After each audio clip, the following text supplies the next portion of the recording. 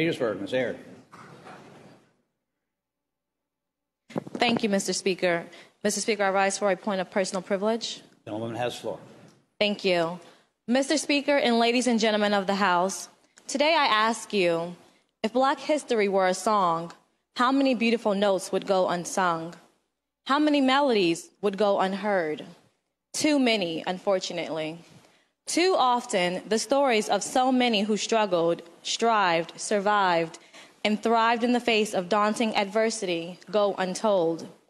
Today, I want to pay homage to those unmentioned trailblazers by honoring two historic institutions that were built on their blood, sweat, and tears. I want us all to remember them. Today, I remember the religious community like the First Baptist Church of Petersburg and Pocahontas Island in Petersburg, built in the midst of slavery and, with graceful defiance, leaving an indelible mark on Black history that transcends generations. Petersburg's African history began in Pocahontas Island, the oldest surviving African-American community in the United States. It grew to become the earliest predominantly free Black community in Virginia and among the first in North America. Its location at the crest of the Appomattox River contributed to integral commercial development and trade activities, aiding to Petersburg's economic success. In the beginning of the 19th century, Pocahontas Island served as a notable intersection of Underground Railroad, assisting fugitive slaves traveling to freedom. Like the community established on Pocahontas Island, the First Baptist Church of Petersburg contributed to the growth of the free Black population in the South. They were organized in 1774 in Prince George and later moved to Petersburg. First Baptist Church preached against slavery and delivered a message of equality. As newly freed African Americans gravitated towards Petersburg from surrounding plantations, members of the religious community guided and ministered to those in need. Their fight for equality did not end there.